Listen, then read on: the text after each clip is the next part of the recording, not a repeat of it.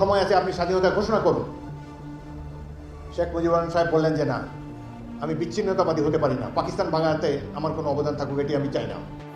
ইতিহাসের পাতা কি সবসময় একরকম থাকে, নাকি সময়ের সাথে সাথে উন্মোচিত হয় নতুন কোনো অধ্যায়? বাংলাদেশের রাজনৈতিক অঙ্গনে নতুন করে তুমুল বিতর্ক ও আলোচনার জন্ম দিয়েছে এক বিস্ফোরক মন্তব্য। সম্প্রতি এক বক্তব্যে স্পিকার হাফিজ উদ্দিন আহমদ দাবি করেছেন, পাকিস্তান ভাঙার ইচ্ছা ছিল না শেখ মুজিবের, আর সেই কারণেই তিনি স্বাধীনতার ঘোষণা দেননি। ৭১-এর মহান মুক্তিযুদ্ধ এবং স্বাধীনতার সংগ্রামের মূল ভিত্তি নিয়ে এই মন্তব্য বর্তমান রাজনৈতিক প্রেক্ষাপটে এক নতুন ঝড়ের সৃষ্টি করেছে। এই সময় স্বাধীনতার ঘোষণা দিয়েছেন মেজর জিয়াউর রহমান। এটি হলো প্রকৃত সত্য, যে ঘোষণায় জাতি উদ্দীপ্ত হয়েছে, অনুপ্রাণিত হয়েছে। হাজার হাজার ছাত্র যুবক ঘর বাড়ি ছেড়ে দৌড়ে এসেছে যে যুদ্ধ করবে। হাফিজ উদ্দিন আহমদের বক্তব্য ও ঐতিহাসিক বিতর্ক দীর্ঘকাল ধরে বাংলাদেশের ইতিহাসে ৭ই মার্চের ভাষণ এবং ২৬শে মার্চের প্রথম প্রহরে বঙ্গবন্ধুর স্বাধীনতার ঘোষণাকে মুক্তিযুদ্ধের আনুষ্ঠানিক সূচনা হিসেবে গণ্য করা হয়। তবে স্পিকার হাফিজ উদ্দিন আহমদের এই সাম্প্রতিক দাবি সেই চেনা বয়ানকে বড়সড় চ্যালেঞ্জের মুখে দাঁড় করিয়ে দিয়েছে। তার এই বক্তব্যের পেছনের মূল যুক্তিগুলো ঠিক কী? সমালোচক ও একাংশের রাজনৈতিক বিশ্লেষকদের মতে, বঙ্গবন্ধু শেষ পর্যন্ত পাকিস্তানের সামরিক জান্তার সাথে আলোচনার টেবিলে বসেছিলেন ৬ দফার ভিত্তিতে একটি স্বায়ত্তশাসিত বা ফেডারেল কাঠামোর খোঁজে। দেশভাগ বা সম্পূর্ণ স্বাধীন রাষ্ট্র গঠন তখনও তার মূল এজেন্ডা ছিল না।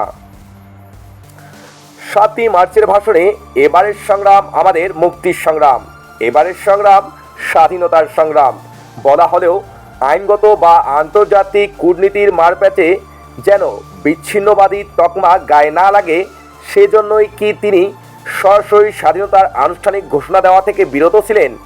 হাফিজ উদ্দিন আহমদের দাবি যেন ঠিক সেই দিকেই ইঙ্গিত করছে। রাজনৈতিক মহল প্রতিক্রিয়ার ঝড় এই বক্তব্য সামনে আসার পর থেকেই দেশের রাজনৈতিক ও বুদ্ধিজীবী মহলে শুরু হয়েছে তীব্র বাদানুবাদ। এক পক্ষের মতে, যারা দীর্ঘদিন ধরে আওয়ামী লীগ ঘরানার ঐতিহাসিক বয়ানের বিরোধিতা করে আসছেন, তারা এই বক্তব্যকে সত্যের প্রকাশ হিসাবে দেখছেন। তাদের মতে ৭১-এর ২৫শে মার্চ রাতে মূল নেতৃত্বের একটা বড় অংশ কোনো সুনির্দিষ্ট যুদ্ধের পরিকল্পনা বা আনুষ্ঠানিক স্বাধীনতার ঘোষণা ছাড়াই মাঠ পর্যায়ের কর্মী ও সাধারণ মানুষকে অনিশ্চয়তার মুখে ফেলে রেখেছিল। অন্য পক্ষের পাল্টা যুক্তিতে মূলধারার ইতিহাসবিদ এবং বঙ্গবন্ধুর অনুসারীরা এই দাবিকে সম্পূর্ণ ভিত্তিহীন এবং ইতিহাস বিকৃতির চেষ্টা বলে আখ্যা দিয়েছেন। তাদের যুক্তি, দীর্ঘ আন্দোলন সংগ্রামের মধ্য দিয়ে শেখ মুজিবুর রহমান ধাপে ধাপে বাঙালি জাতিকে স্বাধীনতার জন্য প্রস্তুত করেছিলেন। আন্তর্জাতিক চাপ ও কৌশলের কারণে তিনি ২৬শে মার্চের প্রথম প্রহরে পাকিস্তানি বাহিনীর হাতে গ্রেপ্তার হওয়ার ঠিক আগ মুহূর্তে স্বাধীনতার ঘোষণা দেন, যা পরবর্তীতে কালুরহাট বেতার কেন্দ্র থেকে প্রচারিত হয়। ইতিহাসের সত্যতা যাচাই করার দায়িত্ব গবেষকদের, কিন্তু বাংলাদেশের রাজনীতিতে ইতিহাস সবসময় এক বড় হাতিয়ার।